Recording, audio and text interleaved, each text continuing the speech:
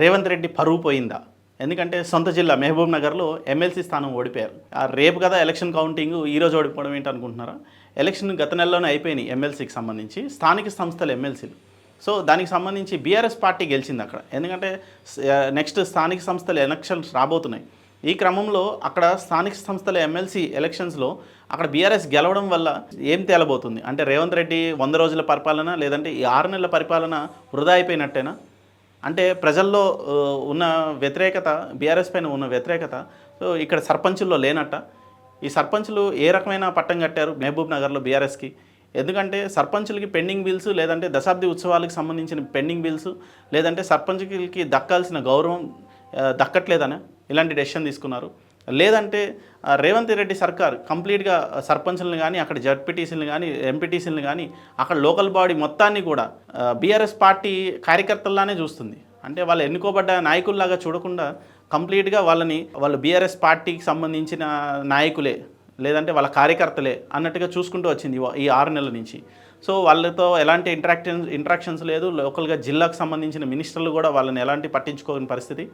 So ఇదే క్రమంలో రేవంత్ రెడ్డికి భారీ ఓటమి ఎదురైంది.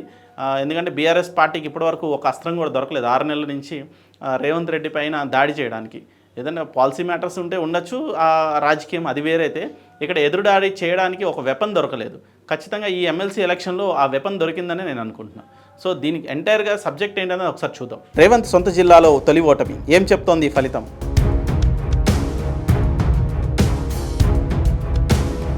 మహబూబ్ నగర్ ఎమ్మెల్సీ ఉప ఎన్నికల్లో కాంగ్రెస్ ఓడిపోయింది. కాంగ్రెస్ అభ్యర్థి మన్నె జీవన్ రెడ్డిపై బీఆర్ఎస్ అభ్యర్థి నవీన్ కుమార్ 109 ఓట్లతో గెలిచారు. పాలమూరులో సీఎం రేవంత్ రెడ్డి సొంత జిల్లాలో కాంగ్రెస్ ఓడిపోవడం ఆ పార్టీకి దెబ్బ.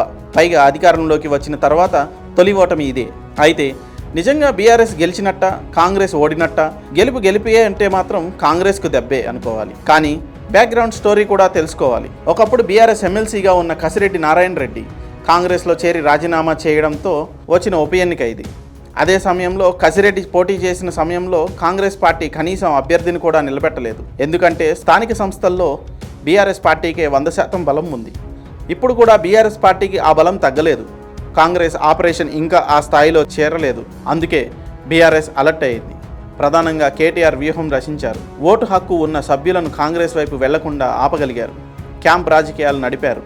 కాంగ్రెస్ వాళ్లతో ఎలాంటి కాంటాక్ట్ జరగకుండా గోవాకు, ఇతర ప్రాంతాలకు తీసుకువెళ్లారు. ఎన్నికల సమయం నాటికి మాత్రమే ఇక్కడకు తీసుకువచ్చారు. ఇంత చేసినా సరే సగం మందిని కాపాడుకోలేకపోయింది బీఆర్ఎస్. మొత్తం 1437 ఓట్లలో అన్ని ఓట్లు బీఆర్ఎస్కే పడాలి. ఎందుకంటే కాంగ్రెస్కు స్థానిక సంస్థల్లో ఉన్న బలం 0 కాబట్టి. అయినా సరే కాంగ్రెస్ అభ్యర్థి మన్నె జీవన్ రెడ్డికి 653 ఓట్లు వచ్చాయి. కేవలం 109 ఓట్ల తేడాతో బీఆర్ఎస్ అభ్యర్థి నవీన్ కుమార్ గెలిచారు.